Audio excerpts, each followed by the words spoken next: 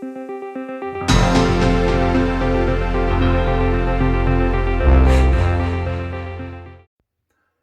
my name is Brian Venton with another My Town Media opinion piece that I've called What's Being Concealed? The residents of Townsville and surrounding areas have had enough. The suspended and duly elected Mayor Troy Thompson is still being sidelined, and it doesn't look like that will be changing anytime soon. Premier Crisafulli has made that point very clear, with the ABC recently reporting the Queensland Premier, David Crisafulli, has not ruled out extending the suspension of the Townsville Mayor until a corruption investigation is complete. Now, being interpreted, that means a protracted court case could be inevitable and may extend out to the full 4-year duration of this LGA term and prevent Mr. Thompson ever serving as the elected mayor. That, in my opinion, would be a major miscarriage of justice and a fraud foisted on the will of the people in Townsville. So what can be done about changing the direction of this injustice? Well, somebody suggested that there needs to be a shift in focus. So what would that look like? Well, first, refer the CCC Commissioner to the Parliamentary Crime and Corruption Committee, called the PCCC. This committee is a statutory body in Queensland that reviews the performance and activities of the Crime and Corruption Commission. Its role is to monitor and review the Commission's operations, including its investigative powers, corruption functions, and preventative measures. Many people have been asking, why is it taking so long for the CCC to make a determination in respect to Mr. Thompson? Well, there is a strong argument that in this instance, the Commission is struggling to prosecute its remit and should come under the scrutiny of the PCCC. As I understand it, the Commission has limited jurisdiction to investigate private citizens. Their main remit is to investigate actions within the public sector. Mr. Thompson was never a public official prior to being sworn in, yet he's being investigated for actions prior to his election to the office of mayor. The problem is that the Act was modified in 2019 to broaden jurisdiction beyond the public sector, but it was only widened to include private persons or entities whose actions could be deemed as corrupt conduct that would meet the very high threshold of criminal intent or a disciplinary finding.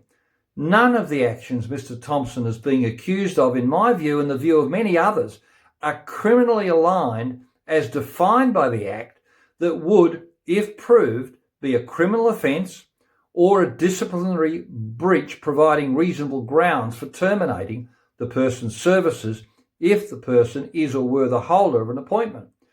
The reality that people fail to acknowledge here is that if there is no criminal offence in the first place, then the CCC has zero case to pursue.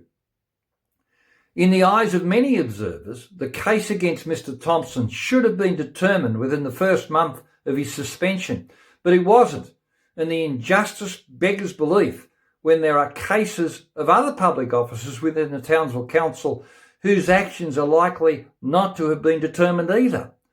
So what's going on here?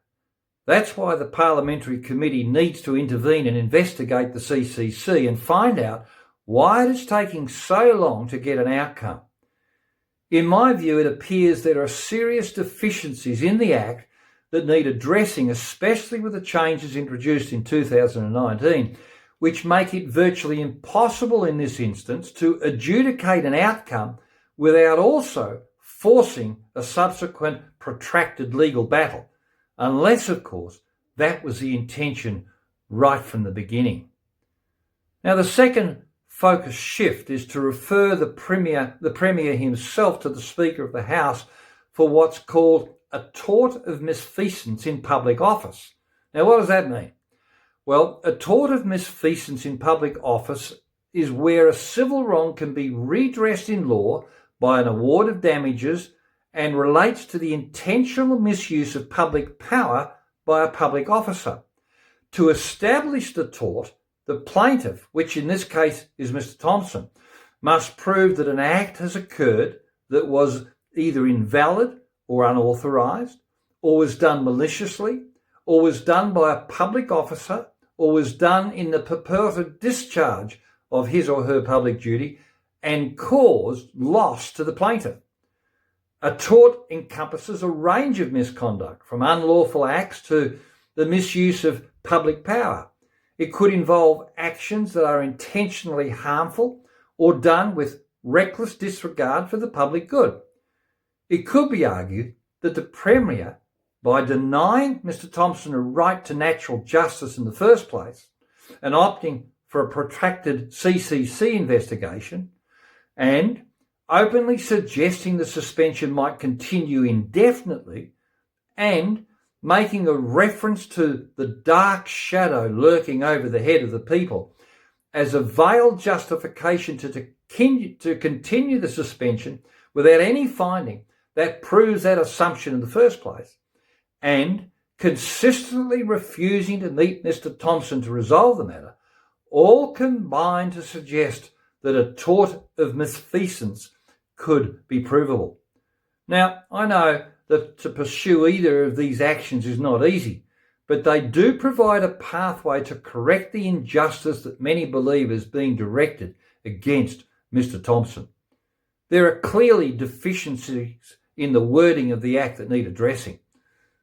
The PCC committee has the power to address those issues, and it shouldn't be taking this long to obtain a determination in this instance.